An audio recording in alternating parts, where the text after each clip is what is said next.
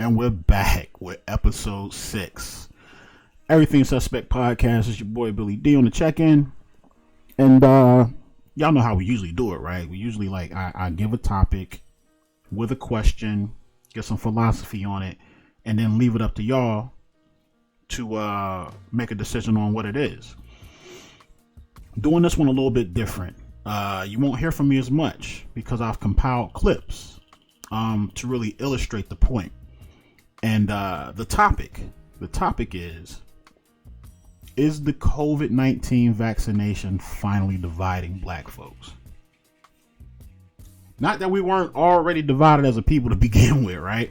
But what I mean is, for the past year and a half, almost 2 years, we've seen all different groups be divided on this vaccination, from, the Karens freaking out at, restaurants and grocery stores to, now it's a Democrat thing, it's a Republican thing, it's a, all of these people being completely divided.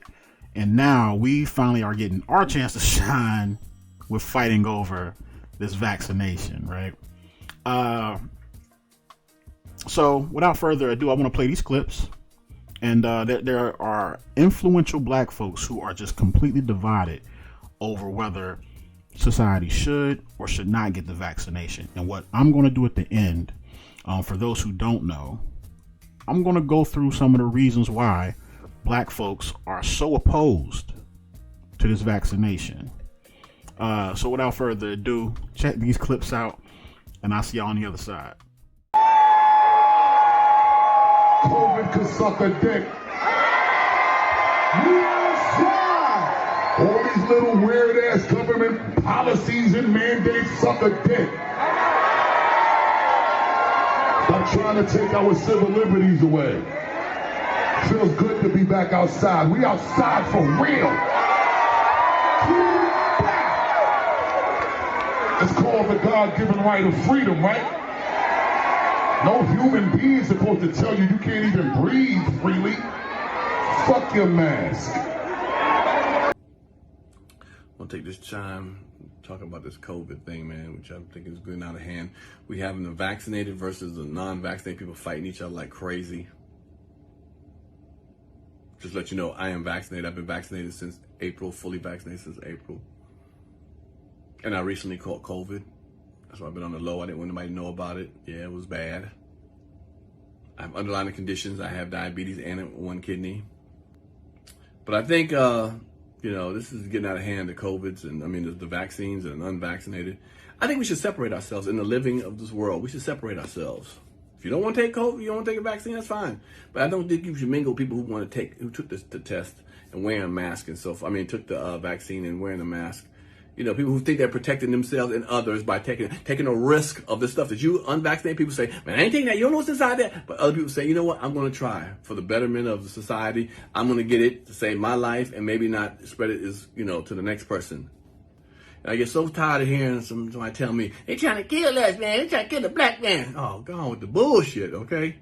Ray, you over there at the tire shop, nobody wants your ass. The government don't want you. What are you going to do? People in your family don't even want you. Pierre is very, very, I empathize with some of the shit that he did say about having a kidney and being diabetic. But the separation shit was totally stupid. That's number one. And I'm not trying to be disrespectful. I'm just being real.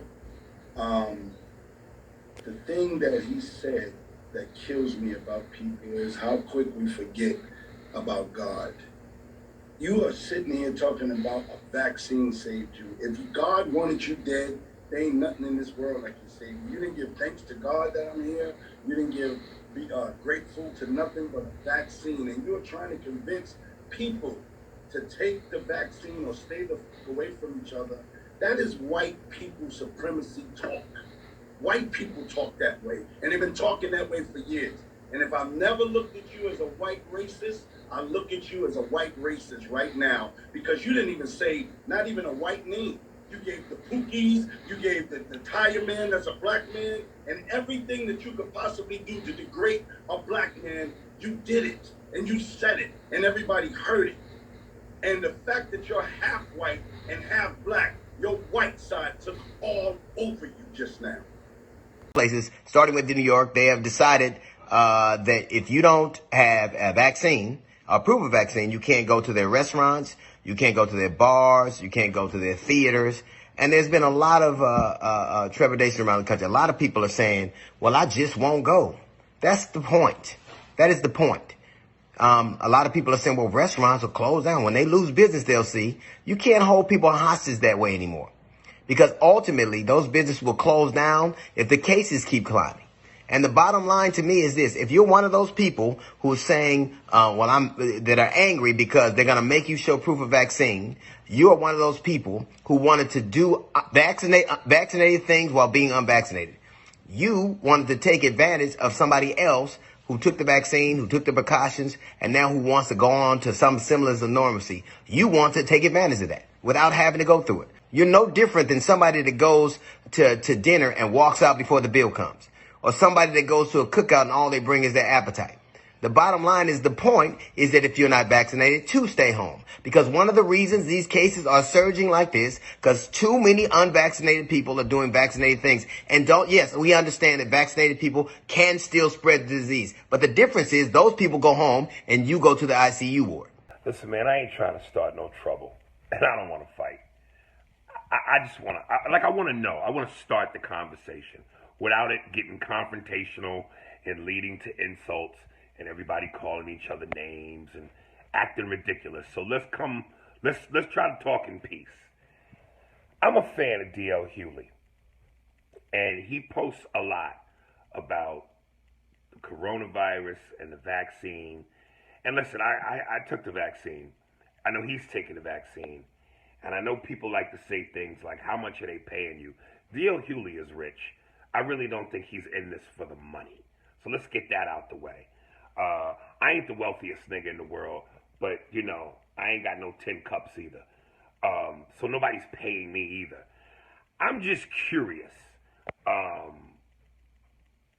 When all the people that get in the comment section and talk about how the vaccine is bullshit, we don't know what it does, it's a plot to get black people, it's the boogeyman, it's,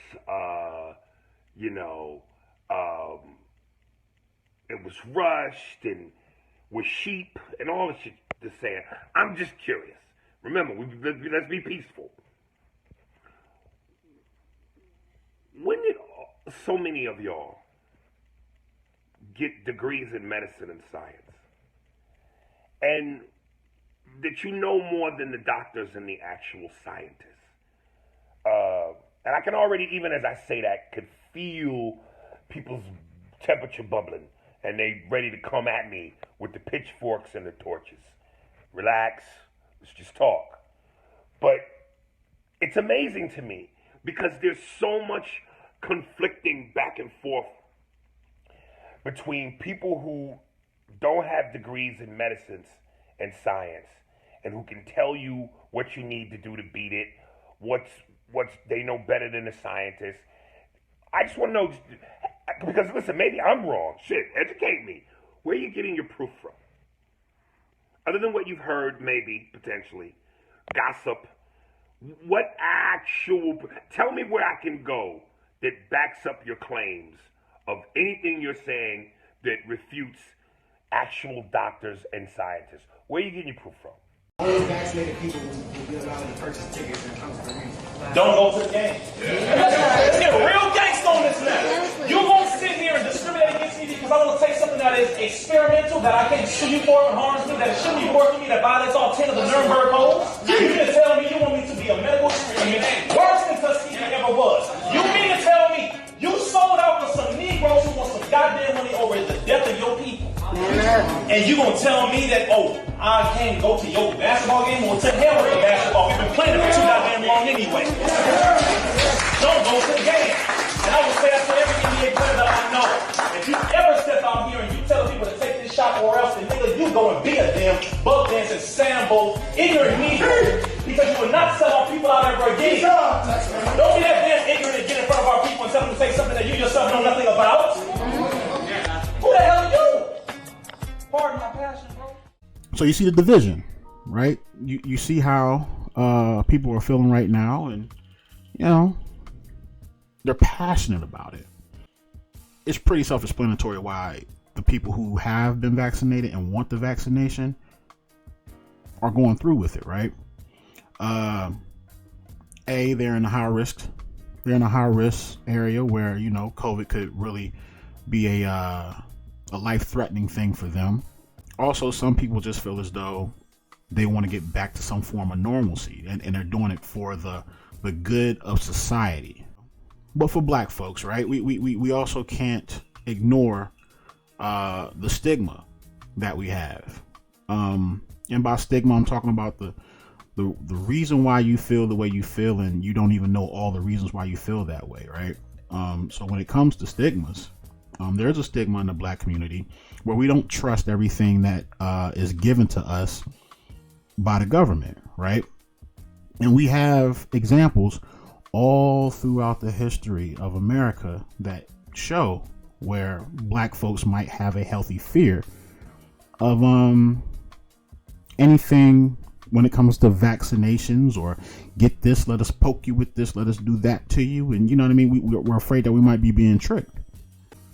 Since we all know why people should get it, and why the people who feel like, other people should get it, let's talk about the things or the reasons why. Because there might be some folks out there that don't even know all of the examples, and not that I have them all, but let's just go through a few of them to make people better understand why black folks are like dead set against not getting this. Okay. I think the first one we can go to, we have to go all the way back to 1760. And that's when the British colonies were trying to take over land in America, and the Native Americans were here. The British put smallpox on blankets, gave them to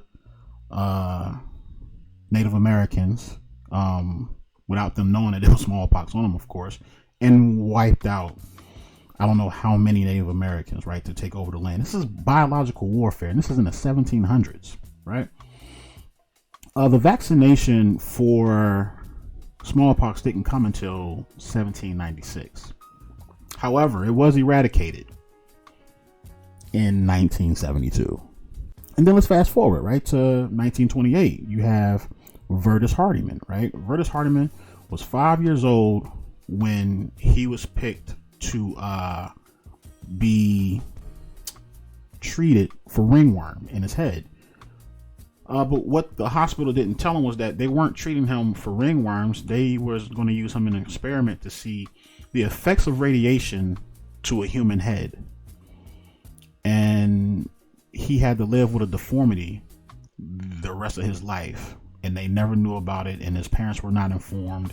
And to bring it home, because we know 1928, some people might feel like that was a long time ago. I mean, at this point, we're a few short years away from that being a century ago. He just died in 07. He just died in 07 at 85 years old. So, like, thank God the radiation didn't kill him at a young age. He still lived the full life, But nevertheless, let's go with a third one. And this is a very popular one that I'm, not going to surprise anybody with, but the Tuskegee experiment, right? A lot of people know about it, but don't really, they just know, they did some black folks wrong. But the Tuskegee experiment came about because they recruit, 600 black men were recruited to say, hey, we're going to give you guys free medical care because you got bad blood, right? And back then, bad blood could be sickle cell or, diabetes or this or that, right? So, like, free healthcare, we just want to, come into the hood and help y'all out, you know what I mean? And when they recruited these 600 black men who felt like they might have something wrong with them, almost 400 of them had syphilis. So the government said, or, Tuskegee said, let's not tell them that they have it. We see it. Let's not tell them that they have it. Let's just see what it does when it's not treated well. Right? This started in 1932.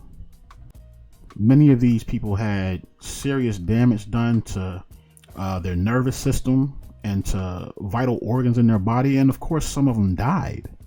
Right? Fortunately, there was an answer to the syphilis, how to cure it, and it was penicillin. Who knew? And that came about in 1947. So, what's that, 15 years? 1932 to 1947, 15 years of this? Good. We can end it. It didn't end. The Tuskegee experiment did not end until 1972. It went on 25 years after penicillin was found to be something that would cure syphilis. The people who were administering the experiment knew that penicillin would solve it, but never told these 400 black men, or close to 400 black men, that you have syphilis and we have the answer that can fix it for you. And for one more, I'll give you one more, and then we out of here, right? There was a movie called Kill the Messenger, right, with Jeremy Renner. And that movie is really good, right? And it's based on a true story. It's based on a journalist that he plays that was mysteriously killed because he said in the movie it's reported that the Reagan administration had something to do with the crack epidemic, and all the crack that got into the major cities in America was through the Reagan administration in some way, shape, or form. Allegedly. And that's what it said. And I mean, the movie Kill the Messenger, you guys see that movie as well. It's an incredible movie. What am I saying? These are examples, and these are things that some black folks think are ways that we were duped. And with racism still being such a big thing in our society, I can 100% understand why black folks would be so opposed to it. But I can also understand why some black folks would absolutely need it. I don't know. So what do y'all think? Are we divided? Or is this just another thing that we're fighting over, that we'll get over, and that, more will start coming over? Well, do you think more black folks will start getting it? They'll break down and actually get it? Or do you think we'll stand strong? We'll always be divided on this? I don't know. Y'all answer the question. Like, subscribe. See y'all next time. Peace.